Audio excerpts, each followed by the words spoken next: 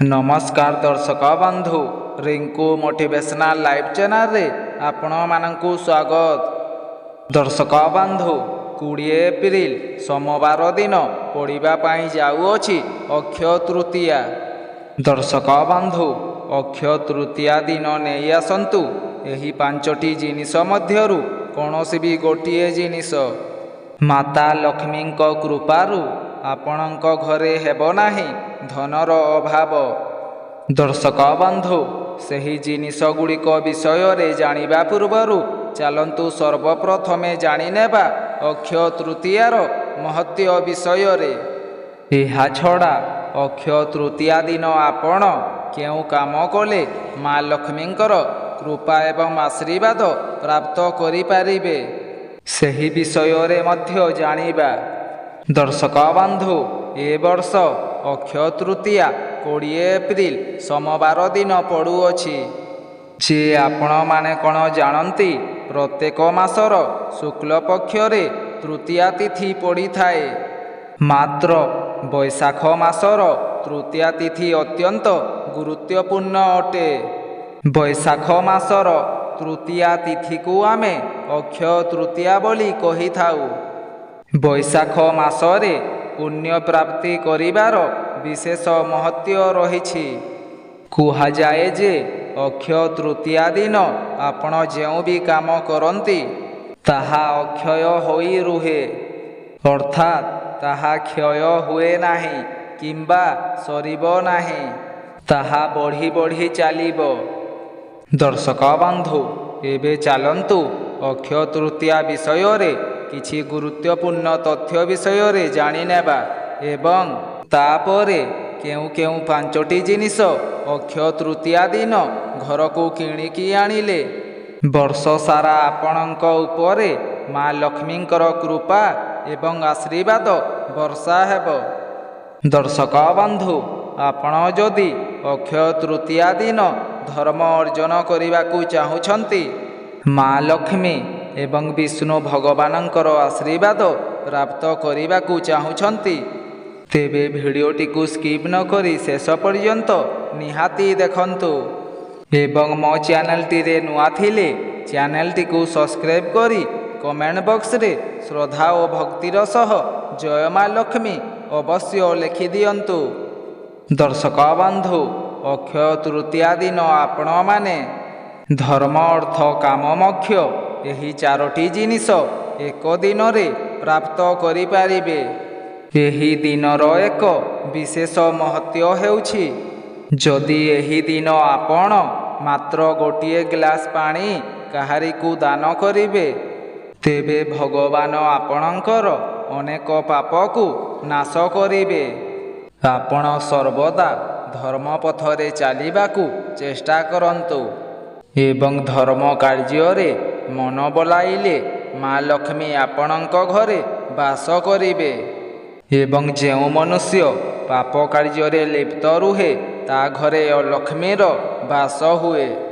अक्षय तृतीया दिन आपण जेउ भी कार्य करिबे सेही कार्य केबे भी क्षय होई न थाए। तेणु करी एही दिन किछि धर्म कार्य दान पुण्य करिबाकू उपदेश दिया जाए जहा द्वारा कि आपणकर धर्म कार्य क्षय हेब नाही।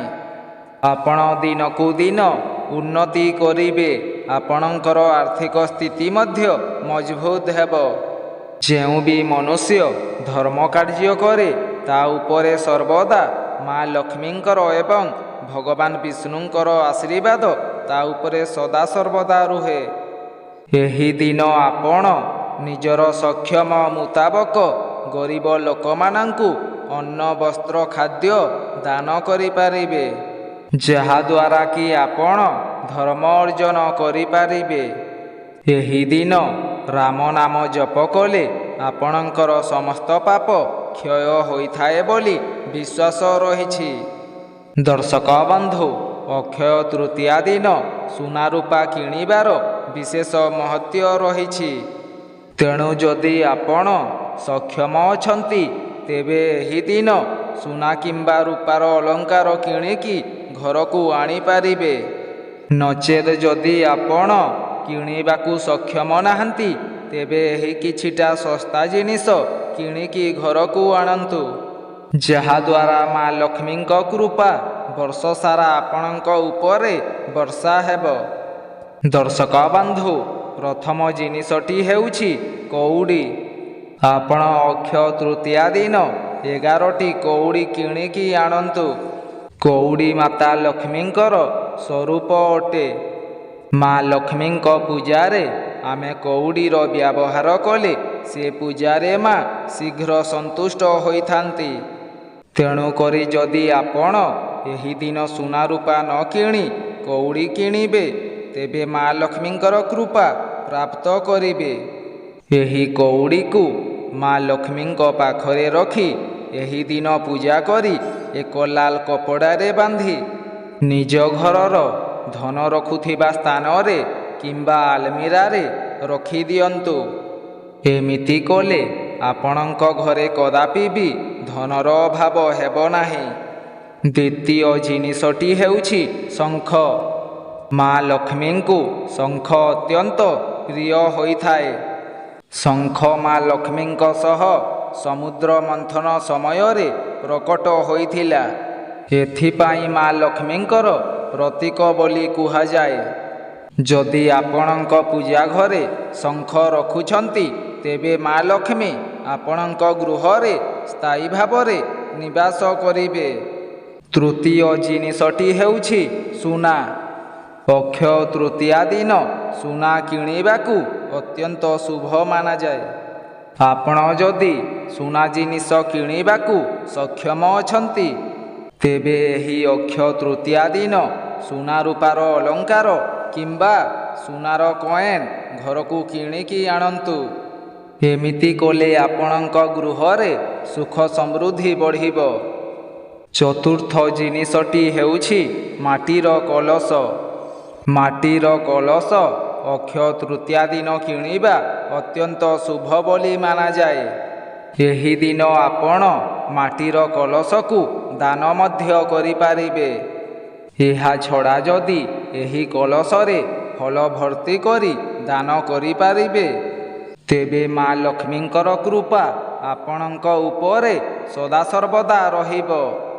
ଏହା ଛଡ଼ା ଯଦି ଆପଣ ରୂପାର ଗଣେଶ ମୂର୍ତ୍ତି ଅକ୍ଷୟ ତୃତୀୟା ଦିନ ଆଣି ଆପଣ ପୂଜା କରିବେ, ମାନେ ନିଜ ଘରେ ସ୍ଥାପନ କରିବେ, ତେବେ ଆପଣଙ୍କ ଘରେ ସଦାସର୍ବଦା ସୁଖ ସମୃଦ୍ଧିର ବୃଦ୍ଧି ହେବ। 5 ନମ୍ବର ଜିନିଷଟି ହେଉଛି ଶ୍ରୀଯନ୍ତ୍ର। ଯଦି ଏହି ଦିନ ଶ୍ରୀଯନ୍ତ୍ର ଆଣି ଘରେ ପୂଜା କରିବେ, ତେବେ ମା ଲକ୍ଷ୍ମୀ ଆକର୍ଷିତ ହୋଇ ଆପଣଙ୍କ ଗୃହରେ ସ୍ଥାୟୀ ଭାବରେ ନିବାସ କରିବେ। ଷଷ୍ଠ ଜିନିଷଟି ହେଉଛି ନଡ଼ିଆ କିମ୍ବା ଶ୍ରୀଫଳ। ଯଦି ଏହି ଦିନ ଆପଣ ନଡ଼ିଆକୁ ଆଣି ପୂଜା କରିବେ, ତେବେ ଅତ୍ୟନ୍ତ ଶୁଭ ବୋଲି ମାନାଯାଏ। ନଡ଼ିଆକୁ ଶ୍ରୀଫଳ କୁହାଯାଏ। ଶ୍ରୀ ଅର୍ଥ ଲକ୍ଷ୍ମୀ।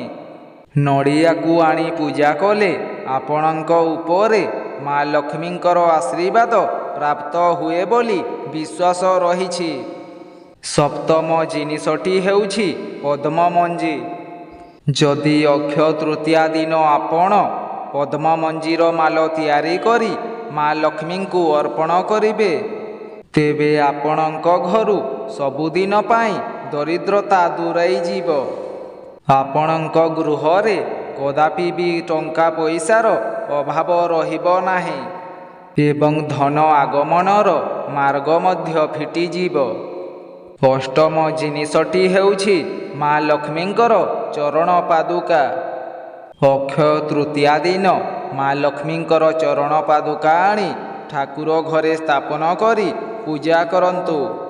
ଏହାଦ୍ୱାରା ଆପଣଙ୍କ ଘରକୁ ଧନ ସମୃଦ୍ଧିର ଆଗମନ ହେବ ଏବଂ କଦାପି ବି ଆପଣଙ୍କ ଘରେ ଧନ ଓ ଅନ୍ନର ଅଭାବ ରହିବ ନାହିଁ।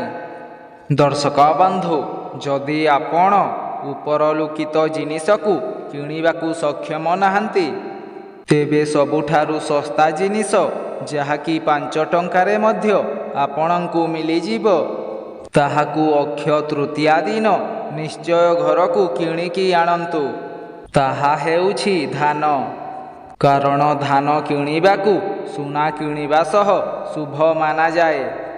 ଧାନ ମା ଲକ୍ଷ୍ମୀଙ୍କର ପ୍ରତୀକ ବୋଲି ବା ଶୁଭ ବୋଲି ମାନାଯାଏ। ତେବେ ଦର୍ଶକ ବନ୍ଧୁ, ଯଦି ଆପଣମାନଙ୍କୁ ଏହି ଭିଡ଼ିଓଟି ଭଲ ଲାଗିଥାଏ ତାହେଲେ ଭିଡ଼ିଓଟିକୁ ଗୋଟିଏ ଲାଇକ୍ କରି କମେଣ୍ଟ ବକ୍ସରେ ଜୟ ମା ଲକ୍ଷ୍ମୀ ଅବଶ୍ୟ ଲେଖିଦିଅନ୍ତୁ। ଏବଂ ଆମ ଚ୍ୟାନେଲଟିରେ ନୂଆ ଥିଲେ ଚ୍ୟାନେଲଟିକୁ ମଧ୍ୟ ସବସ୍କ୍ରାଇବ୍ କରିଦିଅନ୍ତୁ।